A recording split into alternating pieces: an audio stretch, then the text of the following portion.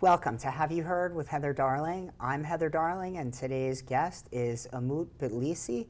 He's been in managerial roles at 4 tech companies since 1995. In 2003, he was nationally recognized for his work in wireless security. He has since sold his security products and services to various organizations, including the U.S. Department of Defense and Sandia Weapons Lab, as well as the U.S. Secret Service. Umut was working in Silicon Valley, and after the September 11th event, moved to New York City, where he started in a partnership with 2 other experts, and it eventually led to AirTouch Wireless Tech Networks, which grew into All Computers Go, and is now Tigris Cybersecurity. Welcome to the show. Thank you, Heather. Thank you for coming on today. I know what we started talking about, what I started talking about with one of your partners was seniors and cybersecurity. Right. So specifically for them, why have they become such a big target? That's a good question. I think it's because they have 2 things that a lot of people don't have. One is money, and another is time. It's very interesting. I never saw it that way about the money part of it, because I always see seniors as being on Social Security and not having a lot of money, but I guess you've got 2 sides of the coin there. Yeah, so when a scammer is involved, they're basically looking for somebody who's willing to basically fall for something, right? And if they've got money, and because of technology today, they're used to old technology. They're used to phone calls, and nobody calls them anymore, right? So they just want to be. If you've ever called an older person, they want you on the phone because they haven't talked to anybody probably in 2 days.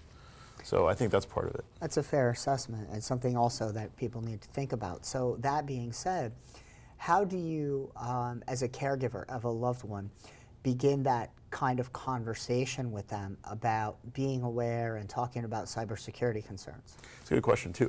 I think the best way is to tell stories. Start by telling a story of something that happened in real life, something maybe you read about, and say, did you know that this happened to this person? And this is how it started. So, funny story. I was in Atlantic City for something. There was an event going on downstairs. The bank that my business does business with had a table. I got an email that looked sketchy to me. I went downstairs during the break. I talked to the bank, and sure enough, they pulled it up, said, no, that did never transpire in my account. There is not that happening. But that's the perfect example of something that would make a person click, right? Right. Something that's relevant. Usually urgency as well is something you should be looking for. If somebody's creating the urgency, you need to take a step back and say, why is this urgent? Am I making this urgent, or are they making it urgent? It's a great way to look at it. Social engineering, what is that? Social engineering is when somebody will try to get some information based on a phone call. They'll try to get maybe your name or some more information about you so that they can try to hack in. Social engineering is done a lot in businesses where they could even show up as a UPS driver and drop a flash drive nearby, and somebody can plug that flash drive in and infect the network. So it's that easy. And people fall for these things. Yeah. They're trying to figure out whose it is or something like that. Yeah, today on my way over here, I saw somebody that stopped me and asked me if I was Mike, and then they handed this package to somebody else. It turns out it was an Uber driver delivering some food, but now I know somebody, and I know where they work, and I know their name is Mike. So I can pretend I'm Mike, or I could call and ask for Mike. It's that easy. What is a romance scam? So a romance scam usually starts off as a friendship, and ultimately it's probably somebody in another country, but they might not tell you they're in another country, and it'll turn into a situation where somebody will actually at some point build a friendship with somebody and then say, oh, I'm stuck, I'm in a situation where I've got the mob after me. Or there's a movie called The Tinder Swindler, and it's about exactly that. And it's a person who pretends that he's getting attacked by the mob, that he needs money, and he takes people's money, and he switches over, and he goes to another victim. And that's a perfect example, The Tinder Swindler. Wow. What is a phishing or a vishing scam? So phishing and vishing are similar. Phishing is when somebody will send you an email asking you to put in a piece of information. It could be a link where you click on it and they'll phish your answer. And it could be a username or password to your Facebook account. Vishing is instead of doing it through email, it's doing it through a voicemail, Okay. like a saved voicemail that you get. Okay. That's interesting. When I saw the V, I would have thought video. That had Right. something to do with video. What is a tech support scam? That's when they want you to update your AOL account or. So tech support scams are commonly like, you'll go to a website and you'll see a prompt pop up, and it might be this very noisy, urgent thing saying, your computer is hacked, please call Microsoft, and it'll leave a phone number in there that is purported to be Microsoft's number, but it's not. It's actually a scammer, and when you call them on the phone, they'll take you through this process where they'll log into your computer and then say, oh, you're hacked, you're this, you're that, pay $500 and we'll get you out of it. What if you have a loved one that is a senior that does a lot of stuff on social media? How do you talk to them about that? How do they protect their identity there and avoid issues? So if you have a loved one that's constantly on the internet, I think the best way is to educate them, tell them stories about things that are happening, get them some type of training that's online, possibly like security awareness training. We do this for a lot of businesses, but it's also helpful and available to individuals as well, where you'll see examples, because the problem is that there's always new stuff coming out, new technology, new vulnerabilities, new scams. So people send you messages all the time saying, send me them and send them to other people I know because they tell me this, saying, I think you've been hacked. And usually what causes me to say I think you've been hacked is I already have you as a friend and I get a new request. So now my question to you as the individual who's requesting is, did you open a new account? And of course, then if they did or they didn't, we know. But I frequently on social media get friend requests on Facebook from people who I know to be deceased. Right. So somebody hacks into Facebook and hacks into your account. Is it a double hack? How does that work? So it's not necessarily a hack. It could just be somebody cloning somebody's account. Anybody can download somebody's picture and pretend that they're them. Okay. So they're not necessarily even hacked, but obviously you know the person's deceased. Some people might not know that they're deceased, right? So and I bet you that the hacker didn't know they were deceased. So, but what they'll do is they'll try to get to be your friend, and then they'll reach out to your friends and try to add them as well. And what they're doing is they're basically doing reconnaissance work. They're looking for information about, maybe you're on vacation today, where do you live? What's your pet's name? Because these are all things they can use to try to hack your accounts. And what they're really looking to do is figure out a way to incriminate, to essentially find information about you that they can use to open up maybe a Home Depot card in your name. You know, they're looking for something called PII, which is personally identifiable information. And people are posting pictures of their grandsons or grandkids. Another thing that they'll do is they'll pretend that they're your grandson. Yeah, I've heard that one. So how, for our viewers? It actually happened to my mom. I was away, and my mom's 80 years old, and she got a phone call from somebody purporting to be my youngest nephew. And my mom started to cry. She actually thought that he was saying that he was my nephew, grandson, and said that I'm stuck in jail, these people have me, I need money. My mom started to cry. She believed it. She called my sister up. My sister said, call your grandson now, directly. And she did, and it found out it wasn't him. So the best thing to do is just like you said before, like you went downstairs to the bank and you spoke to them, right? Always have a direct line to whoever it is that you think might be being scammed, or whose identity they're using. So in other words, if they say somebody's kidnapped, you call the person that's allegedly been, or somebody, maybe a spouse or a parent or somebody who's in the house with that person and would know. Go directly to the source. If that's not possible, one of the things that they try to do is they try to use urgency, right? So I had a client that reached out to me, and she was crying because this person kept calling her on different numbers. And I say, the first thing I recommend you do is lower the noise. Say, I need to go to the bathroom, make something up, but get away from that person that's on the phone with you. Get away from them, hang up. If you don't feel comfortable, bring a neighbor in. Somebody that can just sort of vouch for you and essentially be a second person to look at that. You always want to go to slow things down. Okay, so all of us, right? We talk about something right now. My phone is going to say, do I want this product later? It's going to start showing me that in my feeds. I get emails. We're all bombarded in our emails with advertisements that purport to be from legitimate enterprises. Right. How do you know the difference between what is a legitimate business that's emailing you and what's not? What are some of the first things you look at? So one thing you could do is, instead of clicking on the link, go to the website of that company directly. Okay, Google the name of the website, and it should look exactly like the name. If you're going to Target.com or you're going to Walmart.com, it should say Walmart and then .com. It shouldn't say anything after that besides a .com. Okay. It shouldn't be like a dot something else .com. Okay. Yeah. So it's more of a direct. Go directly and look for the deal there. Another thing you could do is you could look at the from and see where the email's coming from. Is it coming from a Gmail account, or is it coming from something at walmart.com? Okay. I want to thank you. We're halfway through the show already. I just got the brakes on. So everybody stay tuned. We'll be right back in a few minutes with more information about how to protect yourself from scams.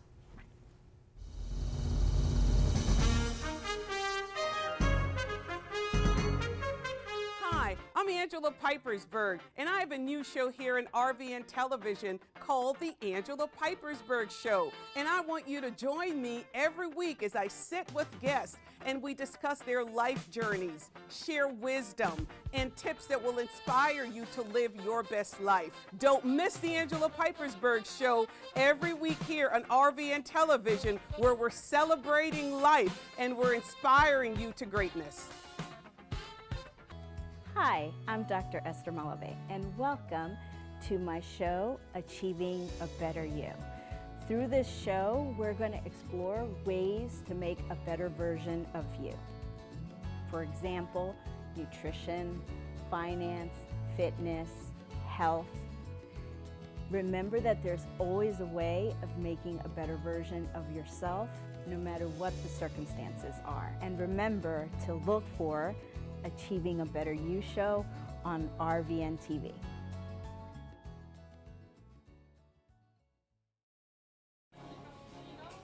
Some say the world has never been more divided, more self-centered, Gosh, thank you so much. more uncaring, Thank you. Oh, miss. Thank you. that we've never been more disconnected. But through our windows, we're able to see so much good every day. And it's clear that a little kindness is never really little. Did you know that only 8% of people who set their goals, they actually succeed in achieving them? Well, if you want to be a part of that 8%, then you need to tune into Achieve with Wanda Martin, where I will teach you tips, tools, and strategies on how to achieve your goals in any field and on any level. So tune in, watch me on the RVN network on how to achieve your goals and be a part of that 8%. Hi.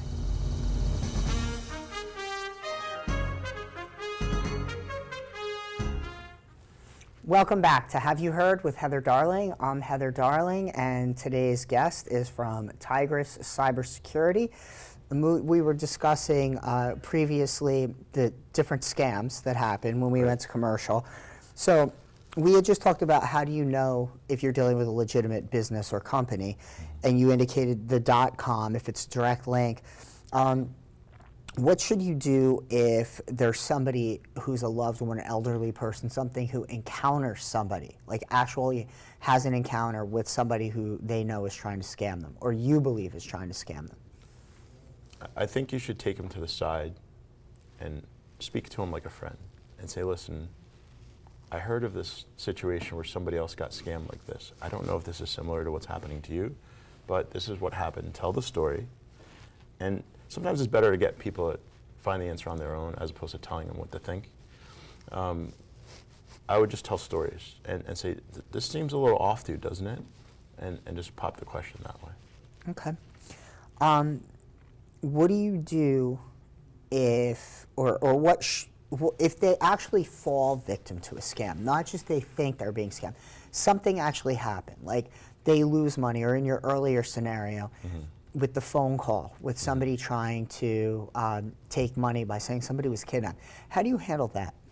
So the first step is to, again, take them to the side, explain to them that these kinds of things happen. Okay. All right? Don't make them wrong. Don't try to make them wrong. But explain that some of the people that are actually scamming these people aren't necessarily bad people, but they might be in a bad situation. For example, there was a group of teens that were abducted and beat up and brought into this little, essentially, cell. And it was run by the mob. The mob would beat them until they scammed people. And they would have quotas. So some of these people that you're actually talking to on the phone aren't necessarily bad people, but they're just in bad situations. So if you kind of paint that picture for them, it's not that the person who's hurting you is a bad person, but the organization is, and they're still being victimized. And maybe that's another way that you can show them that you are being scammed. You know, there are some evil forces out there that are here to scam you, to take advantage of you. I never heard of that before. Yeah. Wow. What are some red flags that elderly people could be aware of when it comes to scams? Like, what are some things they might want to keep their eyes open for if they're watching today, or for family members watching? So anything that has to do with any type of emergency, urgency, financial situation, I need money, I'm stuck. Anything that makes you feel uncomfortable, anything that makes you feel like you need to do something now, any type of forceful, or anything that seems too good to be true. Hey, I just need a little bit of money. I mean, years ago we had the Nigerian scams, right? And where, like, prince, I'm the you prince of inherited. Nigeria, and here I am, and we're going to send you some money, just deposit it. And then, so sometimes people need proof, right? And maybe one thing we could talk about is something called pig butchering, okay, which is a new type of scam that's out there. And what they'll do normally is, this actually happened to a friend of mine, and let's just call him Joe for now. And so Joe was approached by somebody who was on the internet. It was a younger woman, and Joe's married. He's got kids. He's happily married. And this younger woman said, I've got this little investment. It's only a few $100, and I'm doing it, and I think you should as well. Now, she befriended him. He met her. They did a video chat. This was a real person. This wasn't just an email address on the other side. So she helped Joe invest, I don't know, a few $100s into a Coinbase account, which is a legitimate site. He ended up doubling that money, and he ended up taking that money out. So now she's proven that this is a legitimate investment. Well, then the numbers went up. Well, then the numbers went up again. And before Joe knew it, he had $250,000 invested. He had borrowed money. And he contacted me from the FBI, and he was crying. And what happened is, she had brought him into other sites that weren't as well known as Coinbase. And at one point, he looked and he had $500,000 on the account. So he tried to recover some of the money, and then all of a sudden, all these problems happened. Oh, you know, this site's been hacked. This site is under review. Your account is under review, and he got all this red tape. By then, it was too late. When he reached out to the person, she wasn't available anymore. So pig butchering is, what they do is they'll first, they'll gain your trust over time. This is like a few month play, right? It's essentially so after about 3 or 4 months of doing this back and forth, she got him to invest all this money and said, this will be good for your kids. You'll look like a hero. Think of what it's going to do for your family. And if something just seems too good to be true, it generally is. So what they'll do is they'll fatten the pig, put all the money in, and then they'll butcher the pig. They'll butcher the pig. That's interesting. When I was practicing law regularly, I actually had someone that I believe that happened to. Yeah. I can't prove it, but I believe that that's what happened to them, because it was an out-of-country situation. So similar but different. Everything's mail. There's not access. So once there's no access, there's no way to chase, and the money suddenly didn't come back. So yeah. And he went to the FBI. This is another thing to note. I just came from another conference in Nashville where we had 2 people from the FBI speak. One person was retired, and one person was actually working in Nashville. And Joe had been referred by a lawyer to go and seek help from the FBI. When he went there, the FBI said, how much money was it? It's $250,000. Well, in Nashville, do you know what the minimum is before they even look at it? It's $1 million. Wow. So if you don't get scammed for $1 million, the FBI is not going to even work with you. They're going to send you back to your local police station. Do you know what it is in New York City? $100 million. You gotta be kidding me. It's $100 million. Because of the big financial markets?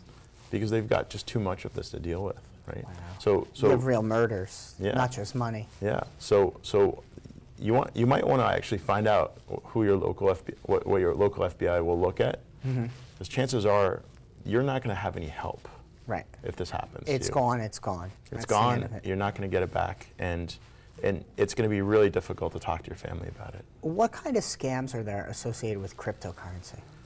Well, pig butchering's one of them. Fake. Anybody could start their own cryptocurrency. There's a YouTube video, about 15 minutes. You can start your own cryptocurrency. So, a cryptocurrency investment is like a stock investment in that you are able to dole out shares in the form of coins. But again, you need to know who's on the other side of that. Is it somebody that you know personally, or is it something you've heard of that seems like a good deal? So it's worth the same as a business. If my Right. business does nothing, has no assets, and I walk away tomorrow, your investment's worth zero. Right. But if it has assets and I walk away tomorrow, but you have the assets, you can sell the assets. But crypto, it can just vanish. Well, that's a very good question. I'm not a crypto expert. I'm not sure, and I'm not a financial expert. I don't know how they're tied in, and I don't know how you would actually sue a company that had crypto. I know that crypto is known for not being able to be traced normally. It uses something called blockchain. So that would be something good to research. I don't know how much protection you have in that. Like if you put your money in a bank, you're secured up to $100,000, right? Anything over that, you're not. The Gotcha. banks, the government won't support you in that. So you got to be careful also with crypto. You need to find out what those local laws are about that. So I just got the wrap it up sign. I have a couple lightning round questions for you. Sure. What's a unique password? A unique password is a password you've never used before. So the reason that's important is because if you use the same password in more than one site, and a hacker hacks a site that has your password in it, they can try to reuse that password on different sites. And I'm assuming that it works, right? A lot of people use the same. Like Right. it's, the password is password. They always Right. say, don't use password as your password. And Right. people do. They still do. Yeah, password's a bad one. Yeah, pretty bad. How often should someone change their password? So I think that passwords should be changed depending on what the passwords are. I think if you've got other protection in place and they're unique passwords, once a year. Okay, that's not that bad. But then where do you keep them? So I recommend using a password management tool. In fact, the password management tool essentially is a database. It's a place where all your information is stored, and it tells you how long it's been since you've changed a password, whether or not you used a duplicate password in another site. But what if they hack my database? So if they hack your database, and that happens. LastPass is a password management tool that got hacked. So it can happen. Ultimately, what I recommend in addition to passwords is multi-factor authentication. Okay, and what that is that's a second way that you need to prove your identity before somebody will give you access to a site. It can be done through SMS, text messaging. It can be done through apps. There's an app called Google Authenticator, which is a very popular one. That's a lot better than SMS because people's cell phones can get stolen. People's cell phone SIM, it's called SIM swapping, where people can steal somebody's phone number to break in. So people can find out your cell phone number fairly easily, and they can use that against you. So what I recommend more than just changing your passwords out is setting up multi-factor in any situation you can use. There's also a way of using hardware-based multi-factor, using something called a security key. And it's like a USB device. You plug it right into your computer, or you have ones that you can plug into your phone as well now. I heard that they're tiny, easy to lose, and not that cheap. Yeah, right. Because someone I know was recently considering that, and they said they were not going to do that for those reasons. Right. I think a combination is a good idea. You can get them to put on your keychain, all right? But again, But what if I lose my key? well, if you lose your key, remember that they need both your password and the key to log in, right? So this key isn't necessarily going to just get you into any Gotcha. site. So you need to know where two. my house is. If you find my keys, you need to know whose keys they are to get into my house. Same thing. Right, yeah, and yes, you need to know what the username is, you need to know what the password is, and you need to have this multi-factor device, whether it's your cell phone or this security key. Umut, thank you for coming on the show today. Unfortunately, we are out of time, but if people wanted to contact you or reach out for Tigris Cybersecurity to talk to you more, find out about something for their business or a family member, how would they find you? Just go to the website, it's tigriscyber.com. Okay. Thank you, Heather. Thank you very much. And everybody, thanks for tuning in today. I hope you learned something about keeping yourself safe when it comes to cybersecurity from Umut Bitlisli. And Tigris Cybersecurity is available if anybody needs their help with your issues related to security. Thank you all. See you next week for another episode of Have You Heard with Heather Darling.